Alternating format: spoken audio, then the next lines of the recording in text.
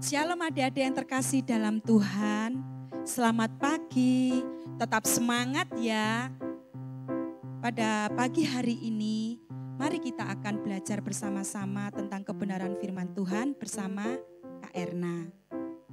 Tapi sebelumnya, Kak Erna ingin tanya kepada adik-adik, apakah adik-adik pernah merasakan takut? Hayo, takut karena apa adik-adik? Mungkin ada yang menjawab, ya takut karena lampu padam Kak, gelap soalnya. Terus ada yang jawab, takut karena ditinggal sendirian di rumah. Wow, ternyata masih banyak lagi ya alasan-alasan karena takut. Jadi semua orang pernah ya yang mengalami yang namanya rasa takut. Pada pagi hari ini kita akan belajar firman Tuhan di dalam satu ayat. Kita akan baca bersama-sama ya adik-adik di dalam 2 Timotius pasal 1 ayat 7. 2 Timotius pasal 1 ayat 7. Kita akan baca bersama-sama hitungan ketiga mulai. 1, 2, 3. Sebab Allah memberikan kepada kita bukan roh ketakutan, melainkan roh yang membangkitkan kekuatan, kasih, dan ketertiban. Sekali lagi Kak Erna ulang. Sebab Allah memberikan kepada kita bukan roh ketakutan, melainkan roh yang membangkitkan kekuatan, kasih, dan ketertiban. Adik-adik, tahu nggak kalian kalau ketakutan itu adalah senjata iblis untuk membuat anak-anak Tuhan itu mundur, tidak percaya akan penyertaan Tuhan. Tetapi melalui firman Tuhan pada pagi hari ini mengajarkan kita bahwa kita sebagai anak-anak Tuhan, kita harus menjadi pribadi yang berani, tidak boleh takut. Karena apa? Kita ingat bahwa kita punya Tuhan Yesus yang luar biasa. Tuhan Yesus yang selalu menyertai hidup kita, Tuhan Yesus yang selalu menolong kita. Bicara tentang kita harus berani. Kak Erna teringat akan 2 tokoh di Alkitab yang memiliki keberanian yang luar biasa. Tokoh tersebut namanya Yosua dan Kaleb. Nah, ini Kak Erna mau cerita. Di dalam perjanjian lama, Tuhan pernah berjanji kepada bangsa Israel untuk memberikan tanah perjanjian, yaitu tanah Kanaan. Pada saat Tuhan menjanjikan tanah perjanjian tersebut kepada umatnya, Tuhan menyuruh Nabi Musa untuk mengutus 12 pengintai untuk menyelidiki tanah Kanaan tersebut. Ya, yang harus diselidiki bagaimana tanah di Kanaan, bagaimana penduduknya. Kemudian berangkatlah ke-12 pengintai tersebut.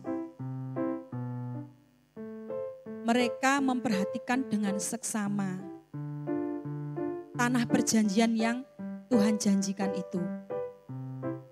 Wow, ternyata tanah Kanaan itu adalah tanah yang luar biasa adik-adik.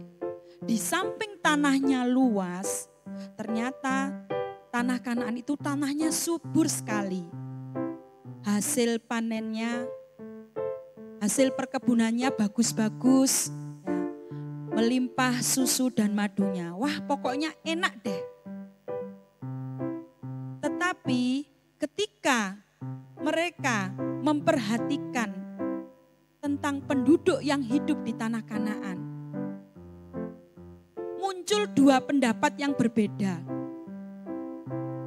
10 pengintai menyampaikan kepada Musa bahwa ternyata penduduk di tanah Kanaan itu menakutkan sekali. Kira-kira kenapa adik-adik kok menakutkan? Ya, ternyata penduduk di tanah Kanaan itu besar sekali, badannya seperti raksasa, tingginya hampir 2 meter.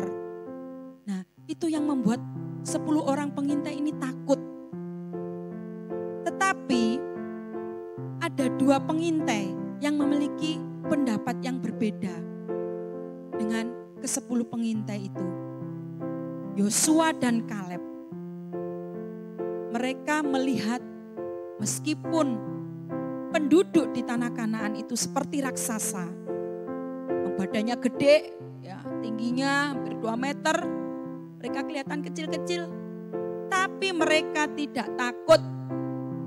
Mereka tetap berani karena mereka tetap percaya, mereka tetap yakin, mereka memiliki Tuhan yang luar biasa. Tuhan yang mereka sembah adalah Tuhan yang dahsyat luar biasa. Tuhan pasti akan menyertai mereka, Tuhan pasti akan melindungi mereka, Tuhan pasti akan menolong mereka. Nah, adik-adik, dari cerita firman Tuhan pada pagi hari ini, mari kita belajar seperti Yosua dan Kaleb. Jadi anak Tuhan tidak boleh takut, jadi anak Tuhan harus berani. Karena kita memiliki iman, kita yakin, kita percaya bahwa Tuhan Yesus yang kita sembah adalah Allah Immanuel, Allah yang menyertai hidup kita. Nah, adik-adik, bagaimana ketika kita mengalami rasa takut itu di dalam hidup kita? Kak Erna akan bagikan 2 tips untuk adik-adik di dalam menghadapi rasa takut. Begini adik-adik, ketika adik-adik mengalami yang namanya rasa takut, yang pertama yang harus adik-adik lakukan, bahwa ketakutan itu timbul di dalam pikiran kita. Jadi daripada pikiran kita ini diisi dengan hal-hal yang menakutkan, misalnya adik-adik ini sudah penakut, tapi senengannya lihat film horor, nah itu enggak boleh. Jadi kita isi pikiran kita dengan firman Tuhan. Karena kita yakin percaya, dengan kita isi pikiran kita dengan firman Tuhan, kita tidak akan takut lagi. Kita akan diberikan kekuatan oleh Tuhan menghadapi rasa takut. Ya, seperti di dalam firman Tuhan ya, yang kita baca bersama-sama. Terus yang kedua, ketika kita menghadapi rasa takut, apa yang kita lakukan? Yang kedua, ya, ini sesuai dengan pengalaman Kak Erna. Kak Erna dulu waktu kecil juga pernah merasa takut. Ya, ketika di kamar mandi sendirian, malam-malam.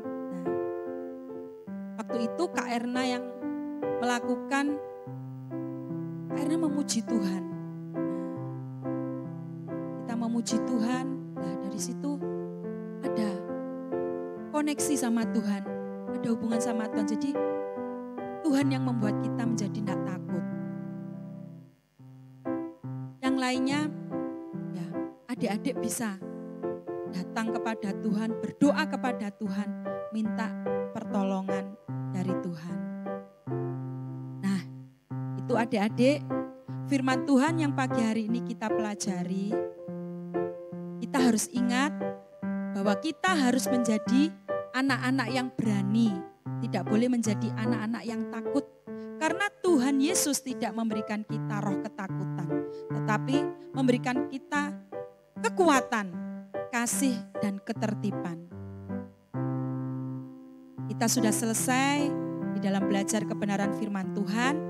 Mari adik-adik, Kak Erna ajak untuk kita berdoa bersama-sama, kita ambil komitmen kepada Tuhan.